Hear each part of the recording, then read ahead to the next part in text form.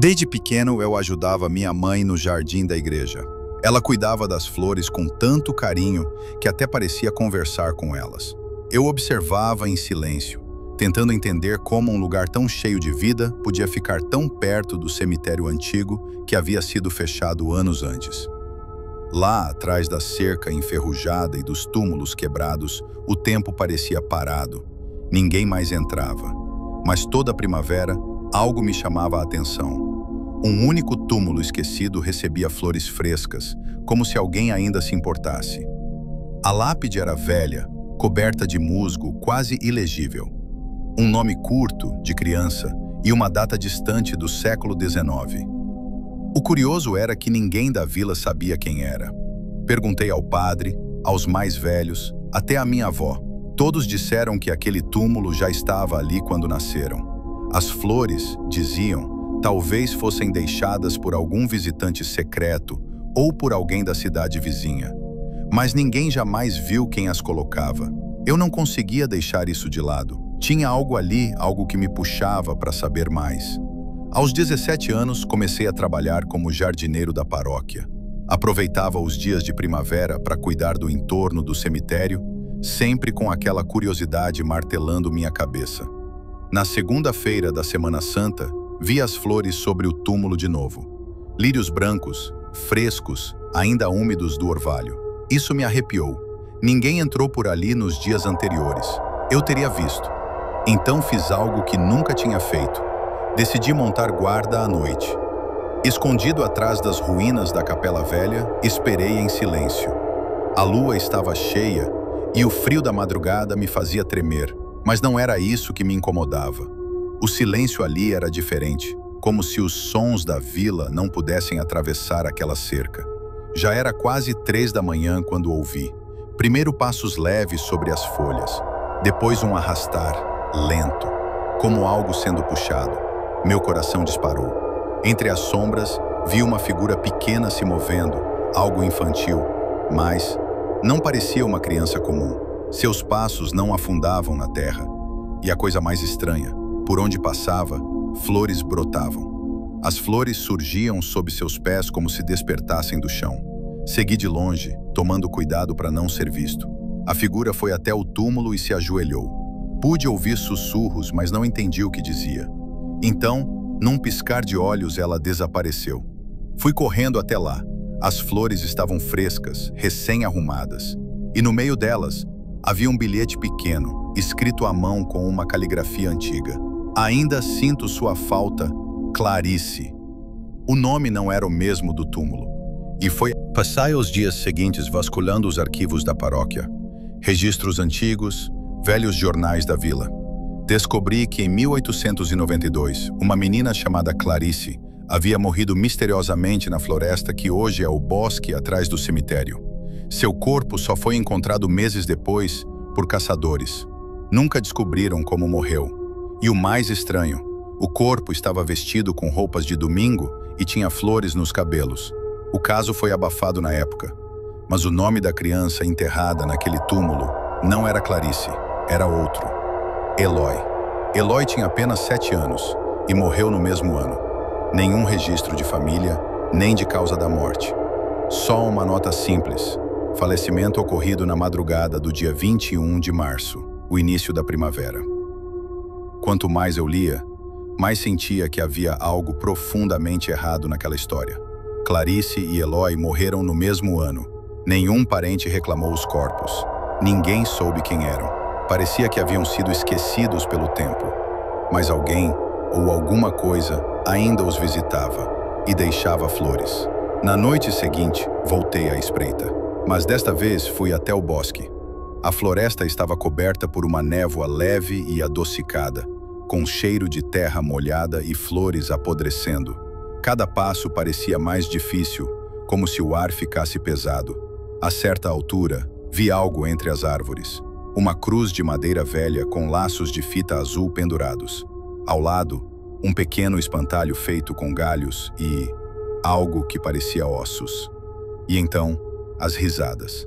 Risadas infantis, suaves e distantes, que ecoavam por todos os lados ao mesmo tempo. Voltei correndo em pânico. Na manhã seguinte, fui até o padre e contei o que vi. Ele ficou pálido. Disse que quando era pequeno, ouviu histórias sobre o menino Flor, uma lenda local de uma criança que aparecia apenas na primavera, cuidando de um túmulo esquecido. Mas ninguém levava a sério. Era só folclore, diziam. Mas ele confessou ter visto uma vez uma figura estranha entre as árvores. Desde então, evitava o bosque. A história foi esquecida com o tempo, mas agora parecia viva de novo. E eu estava no centro dela. Comecei a perceber mudanças no jardim da igreja. Flores brotavam onde eu não havia plantado, em formatos que imitavam rostos infantis, com olhos fechados.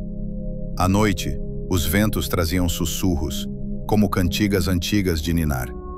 E sempre que eu passava perto do túmulo de Eloy, sentia um arrepio que não conseguia explicar. Um misto de medo e compaixão. Era como se algo ali pedisse por atenção, por cuidado, como se uma história inacabada quisesse ser ouvida, mesmo que em silêncio. Uma semana depois, a primavera chegou com força. O jardim explodiu em cores e até mesmo o cemitério floresceu. Nunca vi algo assim. A beleza era quase sobrenatural.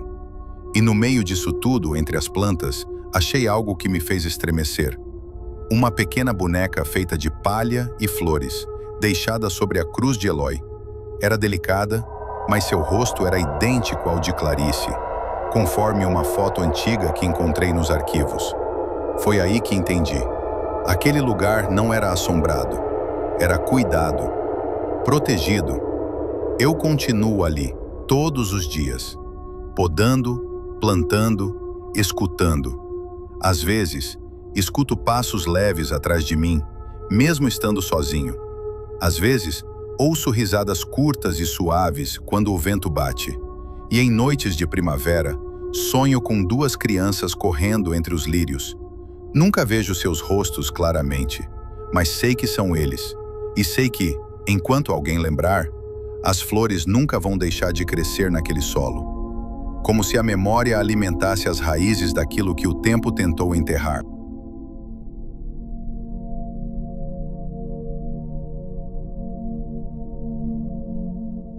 O frio. Mas aceitei o convite porque precisava sair da rotina. Clara, minha amiga de infância, organizou uma viagem com mais 3 colegas para um chalé nos Alpes, no começo da primavera.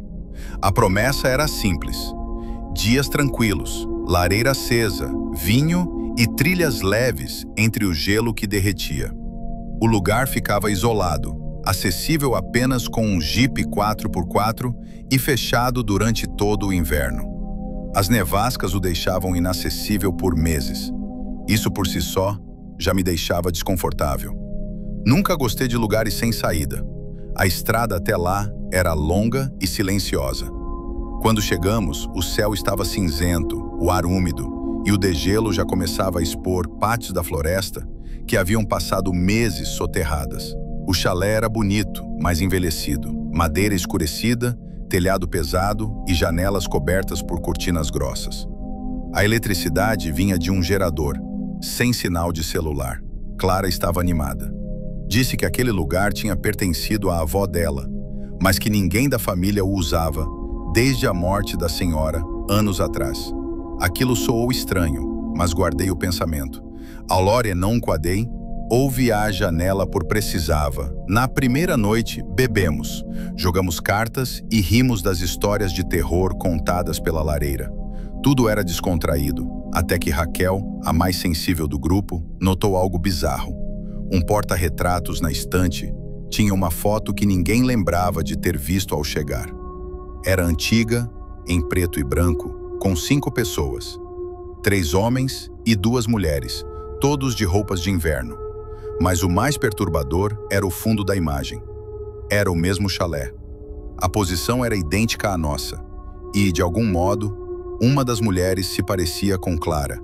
Achamos que fosse coincidência, ou alguma parente distante. Clara jurou nunca ter visto aquela foto antes. Ela colocou de volta na estante, mas, na manhã seguinte, o retrato estava em cima da mesa de jantar. Alguém mexeu, claramente. Achamos que um de nós estivesse pregando peças, mas ninguém admitiu. Começou como uma brincadeira, até que André, o mais cético, decidiu explorar o porão atrás de uma porta emperrada. Quando finalmente conseguimos abrir, encontramos caixas de objetos velhos e uma câmera analógica. A câmera estava estranhamente intacta, com um filme ainda dentro. Por impulso, Clara disse que levaria para revelar na volta, mas André, curioso, disse que havia uma farmácia com revelação rápida no vilarejo mais próximo, 2 horas de trilha. Ele desceu no dia seguinte. Voltou com um envelope.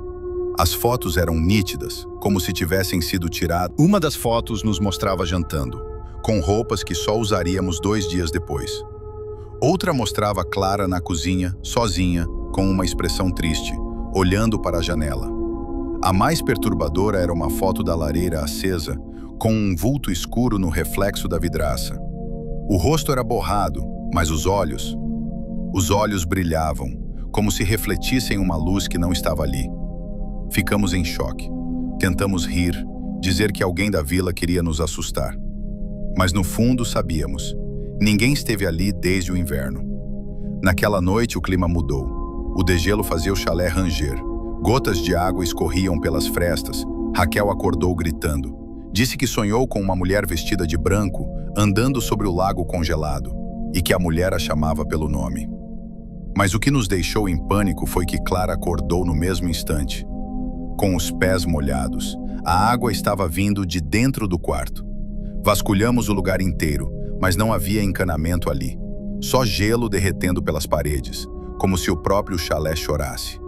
Tentamos sair no dia seguinte, mas a trilha estava submersa e a ponte improvisada de madeira havia cedido. Ficamos presos. O rádio de emergência só fazia chiado. E então começamos a perceber padrões. Os acontecimentos pareciam seguir as imagens reveladas. Cada momento vivido repetia os enquadramentos das fotos. Era como se estivéssemos atuando numa peça já escrita. André, antes o mais cético, surtou. Quis queimar o álbum, mas quando tentou, a chama apagou sozinha.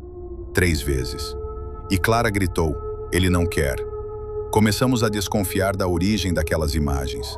Vasculhando mais o chalé, encontramos um compartimento secreto atrás da estante.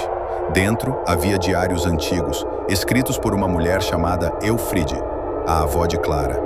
Ela falava de ciclos de repetição e espelhos no tempo. Dizia que a cada primavera, o chalé revivia os últimos dias de quem o habitava, como um eco. A morte de um grupo era o que mantinha o lugar vivo. Aquilo não fazia sentido, mas de algum modo fazia. Estávamos presos dentro de uma repetição. Na penúltima noite, encontramos outra foto. Ela não estava entre as reveladas antes. Era uma imagem da entrada do chalé. Mostrava nós 5 partindo com malas, mas no lugar de nossos rostos, só havia borrões negros. Era uma despedida, mas não uma boa. A última foto nos mostrava dentro de um quarto, dormindo. O detalhe? Clara não aparecia. Quando a chamamos, não respondeu. Corremos para seu quarto. A cama estava vazia, a janela aberta. Pegadas levavam até o lago. E, à distância, vimos algo branco parado sobre o gelo. A figura desapareceu quando nos aproximamos. Procuramos Clara durante horas, mas era como se ela nunca tivesse estado ali. E no retorno ao chalé, outra surpresa. As fotos haviam mudado. A nova sequência mostrava apenas 4 pessoas. Eu, Raquel, André e Tiago. Era como se Clara tivesse sido apagada da história, da casa, do tempo. Ninguém conseguia lembrar da última vez que ela falou algo. As lembranças estavam se apagando aos poucos, como se a primavera estivesse limpando vestígios do passado. Ficamos os últimos 2 dias sem dormir. Cada canto da casa parecia respirar. As madeiras rangiam com voz. O espelho da sala começou a mostrar cenas que não aconteciam no presente.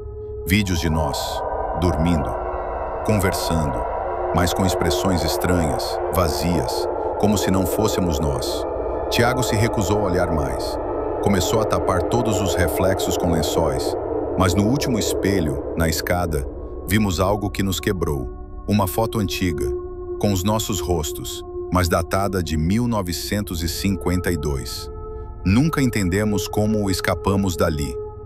Num fim de tarde, a trilha secou. O vilarejo estava quieto. Sem querer contar tudo, omitimos partes. Mas uma senhora local, ao ver nossas fotos, sussurrou algo. O chalé não deixa ninguém sair por completo. Desde então, Raquel desapareceu. André se suicidou 2 meses depois. Tiago parou de falar e vive em silêncio. E eu? Bem, eu ainda recebo fotos, toda primavera, fotos minhas, fazendo coisas que ainda não fiz. E em todas elas, ao fundo, Clara ainda está lá.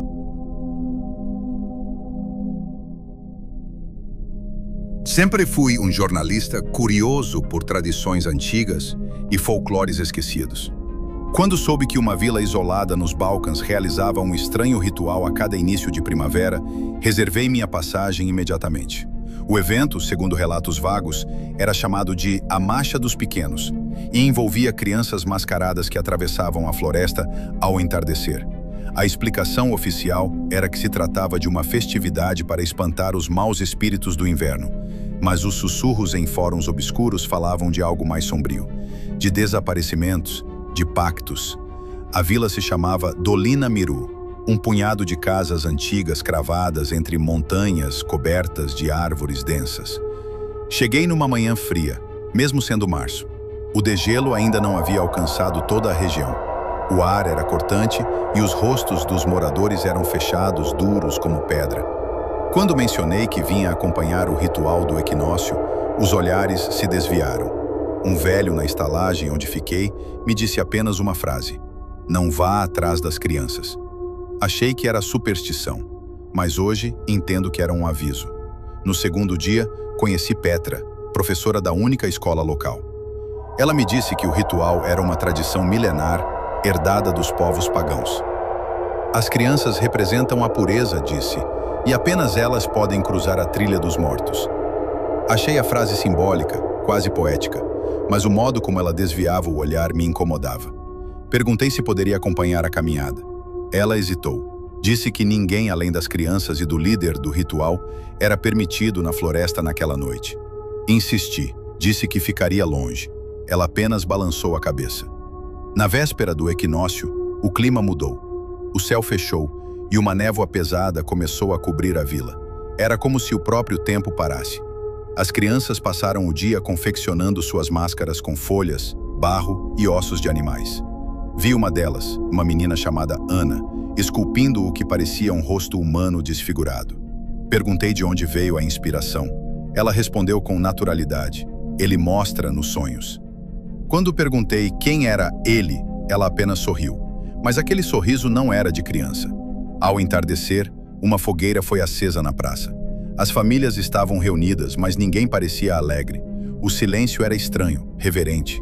Um homem alto, coberto com um manto preto e uma máscara de cervo, se aproximou das crianças. Uma a uma, ele as tocava na testa com um galho de freixo seco. Era como uma unção silenciosa. Então, sem que ninguém dissesse nada, as crianças começaram a caminhar em fila para a floresta. Eu as segui à distância, mantendo o máximo de silêncio. Meu gravador estava escondido. O caminho era uma trilha estreita entre pinheiros altos. A neblina tornava difícil enxergar, e o som dos passos era abafado pelo musgo úmido. Eu os perdi de vista em certo momento, mas continuei. Até que cheguei a uma clareira estranha. No centro, havia um círculo de pedras com símbolos entalhados. As crianças estavam paradas, em semicírculo, olhando para algo ou alguém que eu não conseguia ver bem. Senti meu corpo tremer. Não era medo comum. Era uma sensação ancestral, como se algo dentro de mim soubesse que eu não deveria estar ali. O ar parecia vibrar com murmúrios que não vinham de nenhuma boca. Vozes infantis, misturadas a sons antigos, quase guturais. Eu queria fugir, mas minhas pernas não obedeciam. E então vi. No centro do círculo, surgiu uma figura fina e alongada, coberta por panos escuros, com uma máscara feita de madeira velha e cabelos humanos. Ele ou aquilo não caminhava, deslizava, e ao seu redor o chão murchava. As flores da primavera que ali haviam brotado antes da trilha se recolhiam como se fossem engolidas pela terra. A criatura estendeu a mão para uma das crianças, Ana. Ela caminhou até ele com calma, sem medo. Quando tocou seus dedos, Vi um brilho azulado e uma fumaça fina sair de sua boca. Era como se algo fosse sugado dela. E então, ela caiu. Os outros não reagiram, não gritaram, apenas se ajoelharam. E a figura desapareceu na neblina. Corri até Ana. Ela respirava, mas seus olhos estavam brancos, completamente brancos. E sua boca murmurava algo em uma língua que eu nunca tinha ouvido antes. Gravei o som. O gravador falhou. Levei Ana de volta à vila nos braços. Os adultos não se assustaram. Um homem tomou-a de mim e disse: "Ela foi aceita." Não entendi. Perguntei se ela estava bem. Ninguém respondeu. Aquela noite me trancaram na estalagem. Quando acordei, a vila estava normal. As crianças brincavam. Ana não estava entre elas. Procurei por ela e só recebi respostas vagas. Deve estar com os mais velhos. Petra disse que ela havia viajado com os pais, mas os pais dela eram os 2 idosos que me disseram para não seguir as crianças. Na madrugada, revi as imagens da câmera, mas nada do que vi na floresta estava lá, só a fogueira e as crianças caminhando. Nenhum círculo de pedras, nenhuma figura mascarada, nada, exceto um segundo de gravação corrompida, em que um vulto preto aparece olhando direto para a câmera. Seu rosto era meu. Desde então, comecei a ouvir a mesma frase nos meus sonhos. O ciclo não termina até que alguém conte. Voltei à cidade e tentei publicar a matéria, mas algo dava errado. O texto era apagado sozinho, as fotos corrompiam, as gravações sumiam. Meu editor achou que eu estava em surto. Comecei a notar sombras no espelho. E a voz de Ana, ou o que restou dela, me sussurrava nas madrugadas. Você seguiu, agora é um de nós. Tentei esquecer, apaguei tudo, mas toda primavera, na noite do equinócio, meu corpo acorda sozinho às 3 horas da manhã. E sinto o cheiro de pinho queimado e ouço passos infantis do lado de fora da janela. Na última primavera, alguém bateu à minha porta. Era uma criança. Cabelos escuros, olhos fundos. Usava uma máscara de barro rachado. Me entregou um galho de freixo seco. E depois desapareceu. Como se nunca tivesse estado ali.